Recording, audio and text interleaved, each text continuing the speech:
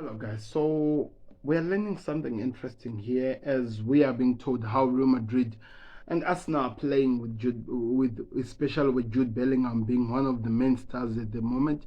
Formation wise, how Thierry Henry sees how these guys are playing, and from what we've seen in the video, you can see that of course in paper we see that they have this diamond form where we have four at the back, and from the four at the back we do have that diamond where Jude Bellingham is up top. Sometimes Modric or maybe too many will be down. Camavinga on the other side, Valverde on the other side. Then of course Rodrigo and the Vini Jr. as the guys that goes forward. Now the exciting part is this: when these guys are on the attacking options, I'm enjoying the fact that, for example, Carvajal and I think it's called Gracia, they go forward. Yesterday on the game against Barcelona, we saw Mendy. So it means they go forward, which means up forward they will now have Rodrigo. They'll now have Vini, Rodrigo up top with the Garcia or Mendy here, Jude Bellingham just a little bit, then Carvajal on the side. Then at the back we have this three line that is in the midfield of Modric, Valverde, and Camavinga, as Thierry Henry is calling them, the police officers, the guys who takes out everything that wants to pass before they go give problems to the likes of Nacho and Rudiger, who will be the last line of defense. So it's exciting how these guys are doing, because it means that if the boys ever shifted to the Carvajal side, Valverde will be the one who will be active in play. So it means the lining that we're seeing, it moves while we still have a Camavinga who's still looking at that left side, so that if they try to switch the ball to the Camavinga side, the line also follows in, which helps the likes of Rodrigo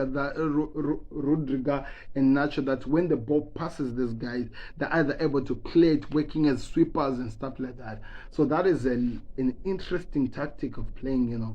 I'm seeing how much this is helping Ancelotti, and now when I look at it, I actually try to imagine how the Barcelona game was like. That when Barcelona attacking the way we saw, of course the lineup was struggling a bit yesterday because they did not actually start the game with Camavinga. But Camavinga, when he was introduced, when Cruz went out and they put Camavinga in that game. Oh no, actually Camavinga went to play as a left back, but we also saw that there were some interchanges the way he was playing.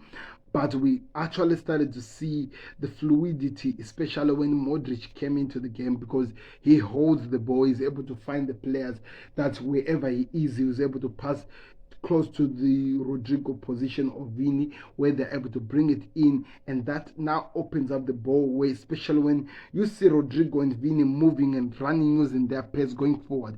It opens up so much space for the likes of Jude Bellingham to finish up the ball, for the likes of Jude Bellingham to finish up everything that you're seeing. That's why he's really doing so well. Why are they using this style, this technique? Jimmy Carragher was asking.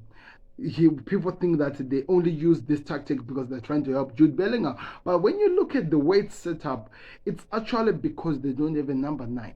So if they don't have a number 9 who can do like what Benzema was doing, they wanted to sign Harry Kane, but they don't have that sort of a number 9. If they do that, they are using Jude Bellingham as a guy who comes and fit into the 9, but allow these guys the freedom to play both as gunmen, as they're helping each other in two, in Rodrigo and the Vini Jr., which is exciting. I'm telling you, this is exciting to watch. This is something that I can learn. Let me see what he's going to talk about, because he wants to also tell us how Arsenal are doing it.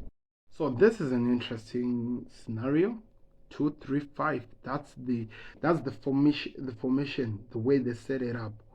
That whatever that happens, like we always talk about, this inverted fullback that has been introduced recently, that we talk about the most. So one of the players in the defense, you'd expect him to go forward, but look at how this is working. So it means when they're on the attack, as now as we are seeing here, as they're on the attack, it means if Jorginho is the guy who's the center defensive midfielder, when this guy goes on the attack, you would understand that Martinelli goes forward. You would also see that there's Rice and also Saka as they're going forward. As those are the front guys, but as they go forward, you also see Declan Rice, for example, in this scenario, or maybe Kai Havertz, to come and fill in on the wings, because what happens is this Martinelli moves within with Saka, they move inside the 18 area. So Declan Rice goes this side, as well as Odegaard moves to the other side, because somebody told me, I don't know where I was watching this, that no matter what happens, there always has to be somebody on these wings, because somebody always has to cover the space that is opened there. So in this Arsenal formation, they're using the same thing, 2-3, the one that Terry was talking about, that as they go forward, there's somebody who's going forward. When Martinelli is moving in, Declan Rice is going to cover. When Martinelli is moving in, you see Kai Havertz or Declan Rice is going to be covering in those wings.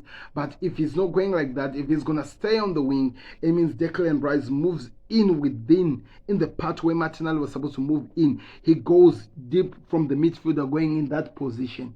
But the exciting part is that from that, the defensive never changes, because alongside Jorginho now, you now have Ben White moving in next to Jorginho with Zinchenko in this point, who they're working together, creating that front three, that mid, like that defensive three that is in front of the two defenders, the defensive defenders who are in front, which means that one does the dirty work, so that it allows that if the ball passes there, it's easier for the likes of Saliba, it's easier for the likes of, what's his name, Gabriel, to deal with it, because the strikers are already dealing with the fact of trying to pass that defensive three that is formed. That's an interesting tactic that these two teams are using, which so many people have not really paid so much attention to, but it's helping them. And guess what? They only do this one on the attack. They already have enough Arsenal inside the 18 area of the team to cause problems. They already have enough players that can cause problems, but at the same time, they're covering the team as they go backwards. So I feel like this is a game-changing tactics that we're seeing in this game.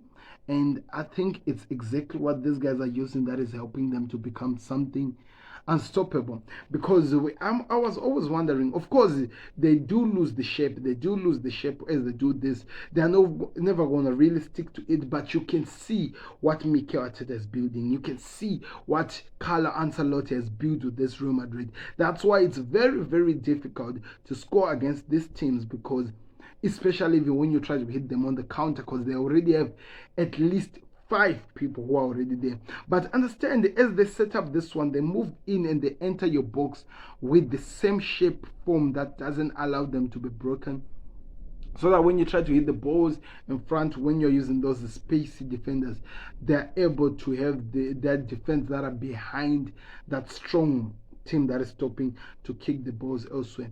I saw that in the Arsenal video now, that you could see that there was at least a break of that defensive three that is formed with the defensive midfielder.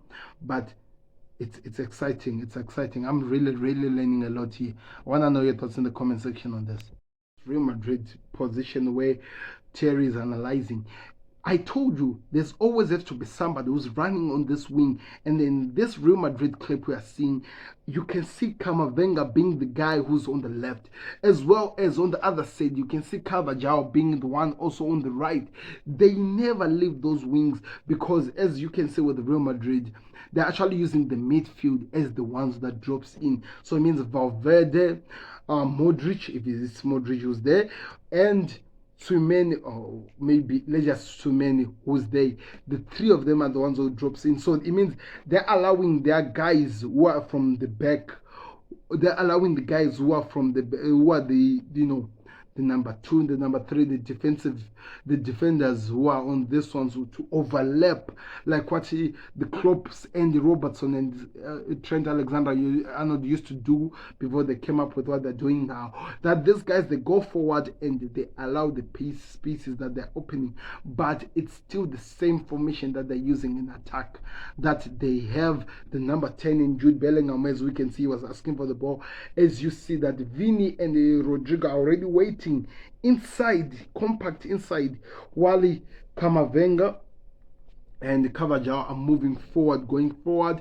And now you have Valverde, Modric in this game, as well as who else, whoever that was playing the other side on the midfield. Could be two men, I'm not really sure. Real Madrid is a big club, but you can see how they're trying to stop and how they're trying to use this.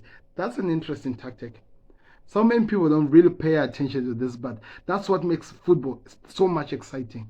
Anyway, let's continue to see what Trey Terry is going to talk about.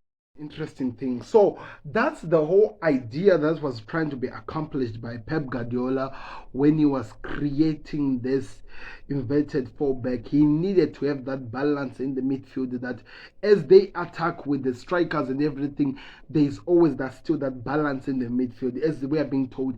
And guess what? Now it's being made clear. It doesn't matter if there's a front three in front who are going there, or maybe you have the two, as long as that balance is there. And if you notice something with the back three that remains, that is in front of the defenders, if you notice how the defender stands, you find that in between the first two, the midfielders will be up front, there's always a defender just below, behind them a bit, and the other one. So in other words, it's like a line of 5 players who are already setting up what we call like that protective wall that the teams need to stop them from going forward. So that makes it so difficult for teams to break them down. That makes it, of course, they can lose they can lose the concentration. They might actually lose how they're supposed to set up, which in a way, when that is like happening, the teams are able to score. But this is how the big teams, especially the teams that likes to play the high lines, are now playing. Maybe there will be more clips of the likes of Liverpool to look at how they're doing it. But as you can hear, Terry is talking about how Man City are doing it. But we got to see a clear view of how this thing is being done with Arsenal and Real Madrid, how they're able to set up this protective wall that doesn't allow teams to take advantage of them when they lose the ball. But they have enough men and personnel to go cause havoc going forward, as well as having protection behind. That's exciting. Football tactics is exciting. Let me know if you enjoyed these types of videos where I try to analyze some tactical videos. I might actually look for some exciting videos to continue doing this.